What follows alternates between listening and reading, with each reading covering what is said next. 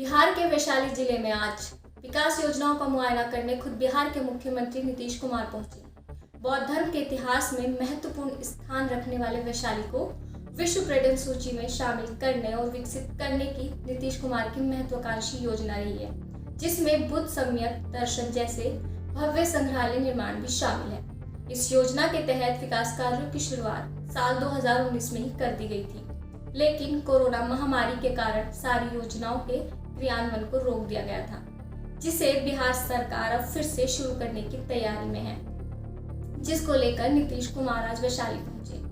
320 करोड़ की लागत से बन रही इस योजना का क्या महत्व है और वैशाली को इससे कितना लाभ होगा, आइए जानते हैं इस खास रिपोर्ट में।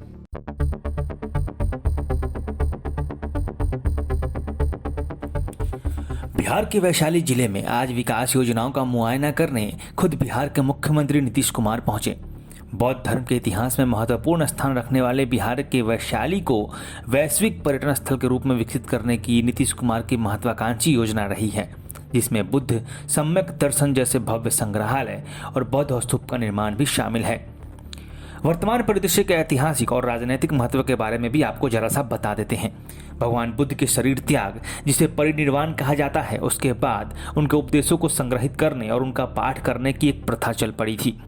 वैशाली की धरती को यह गौरव प्राप्त हुआ और यहाँ बौद्ध धर्म की दूसरी संगति 383 ईसा पूर्व शिशुनाग वंश के शासक कालाशोक के शासनकाल में हुई थी।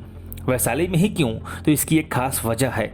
ज्ञान प्राप्ति के लगभग 5 वर्षों के बाद महात्मा बुद्ध वैशाली आए थे और यहाँ उन्हें 84,000 अनुयायी प्राप्त हुए थे। उन अनुयायियों में ही वैशाली की प्रख्यात नगरवधु आम्रपाली भी शामिल थी।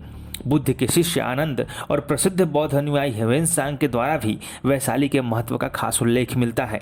वैशाली में एक प्रसिद्ध मठ भी हुआ करता था, जहाँ बुद्ध उपदेश दिया करते थे। अब आते हैं राजनीतिक कारणों पे। वैशाली राजनीतिक दृष्टिकोण से भी उत्तर बिहार का एक चर्चित क्षेत्र रहा है। पूर्व सांसद और केंद्रीय मंत्री स्वर्गीय रघुवंश प्रसाद सिंह का भी सपना था कि वैशाली को वैश्विक पटल पर लाया जाए। उनके निधन के बाद नीतीश कुमार ने उनके सपनों को अपना सपना बनाकर राजनीतिक समीकरण साधने की भी पूरी कोशिश की है। हाजीपुर सुगौली रेल मार्ग बन जाने के बाद वैशाली तक सीधे ट्रेन पहुंच रही है, जो पूरे देश से जुड़ती है। आवागमन की सुलभता हो गई है। ऐसे में वैशाली अगर पर्यटन के नजरिए से आगे बढ़ता है तो आने वाले निकट भविष्य में यह आर्थिक रूप से कहीं ज़्यादा लाभकारी सिद्ध हो सकेगा। हालांकि इस योजना के तहत विकास कार्यों की शुरुआत साल 2019 में ही कर दी गई थी, लेकिन कोरोना महामारी के कारण सारी योजनाओं के क्रियान्वयन पर रोक लगा दिया गया, जिसे बिहार सरकार अब फिर से शुरू करने की तैयारी में है, जिसको लेकर नीतीश कुमार आज वैशाली पहुंचे हैं। अब देखना यह है कि इस दौरे का कितना असर पड़ता है। हालांकि संग्रहालय निर्माण की आखिरी तारीख 2021 तक रखी गई है। जनता उम्मीद कर रही है कि आने वाले समय में वैशाली अपने आसपास के क्षेत्रों के साथ राष्ट्रीय और अंतर्राष्ट्रीय स्तर पर जाना जाएगा।